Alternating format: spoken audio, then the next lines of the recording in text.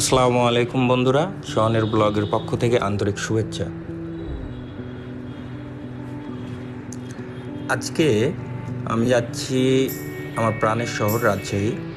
রাজশাহী যাওয়ার উদ্দেশ্য হচ্ছে একটু ঘুরবো, মানে ঘুরে ঘুরে আপনাদের দেখাবো যে আমার রাজশাহী শহরটা কত সুন্দর এবং কতটা ক্লিন।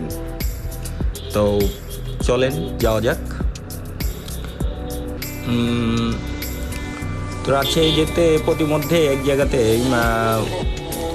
মাদকদ্রব্য নিয়ন্ত্রণ অধিদপ্তরের কিছু সদস্যরা আমাকে দাঁড় করায়, দেন কাগজপাতি চেক করে। কাগজপাতি চেক করার পরে ওকে থাকায় আমাকে ছেড়ে দেয়। দিয়ে তারপরে যেহেতু আমরা পিলিয়ন ছিলাম, দুজন ছিলাম, একজনের হেলমেট ছিল না, সেটা প্রবলেম না। তারা বললো যে আচ্ছা ঠিক আছে যান। আমরা তারপরে আবার রওনা দিলাম গোদাগাড়ি থেকে রাজশাহীর উদ্দেশ্যে। অনেকটা পথ পাড়ি দিয়ে আমরা আসছি রাজশাহী, মানে আমাদের গোদাগাড়ি থেকে রাজশাহীর দূরত্ব 35 কিলোমিটার। মানে আমরা রাজশাহী জেলার গোদাগাড়ি থানায় থাকি, এখান থেকে দূরত্ব হচ্ছে 35 কিলোমিটার। তাই আমরা যাচ্ছি রাজশাহী, আপনাদের ঘুরিয়ে দেখাবো আমাদের রাজশাহী শহরটা, প্রাণের শহরটা কেমন, কতটা সুন্দর। তারপরে রাজশাহী আরও সুন্দর হয়ে উঠেছে আমাদের খায়রুজ্জামান লিটন সাহেব, মাননীয় মেয়র। তিনি আসার পরে রাজশাহীটাকে অনেক সুন্দরভাবে সাজিয়েছে। যেমন রাস্তাগুলো সংস্কার করেছে, রাস্তার পাশে রেলিং দিয়ে অনেক ফুল গাছ, অনেক বাহারি গাছগুলো লাগাইছে, যেগুলো মানে দেখতে খুব অসাধারণ সুন্দর লাগে, যেগুলো দেখলে মন জড়িয়ে যায়।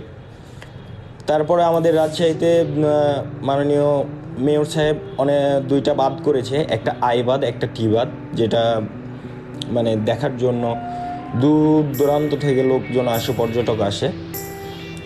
তো আজকে আমি টি বাঁধ, আই বাঁধ ওই দিক যাবো না, শুধু রাজশাহী শহরটার ভিতরে একটু ঘুরপাক দিব। এক ফ্রেন্ড আছে, ফ্রেন্ডের সাথে দেখা করবো, দেন একটু গল্প টল্প করে আবার ব্যাক করব। আর রাজশাহীর মধ্যে শুধু আইবার টি বাঁধ দেখার মতো জায়গা না, আরও জায়গা আছে, যেমন চিড়িয়াখানা, জিয়া উদ্যান, শিশু পার্ক, ভদ্রা পার্ক, এমন আরও অনেক দৃষ্টিনন্দন জায়গা আছে। আপনারা বাইরে থেকে আসলে আমাদের রাজশাহী দেখলেই বুঝতে পারবেন। তারপরে আমাদের রাজশাহী বিশ্বে 1 নাম্বার গ্রিন সিটি হিসেবে অনেকটা ক্লিন একটা শহর, যেই শহরটা আমাদের প্রাণ। প্রতিনিয়ত কম বেশি সময় পেলেই আমার যাওয়া হয় রাজশাহী শহরে ঘুরতে। তো রাজশাহী বিভাগের মধ্যে আরও অনেকগুলো জেলা আছে, যেহেতু আমি ব্লগে ফার্স্ট।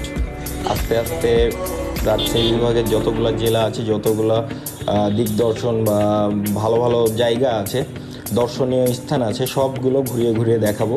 আপনারা আমার সাথে থাকবেন, ব্লগের সাথে থাকবেন আশা করি। আসসালামু আলাইকুম।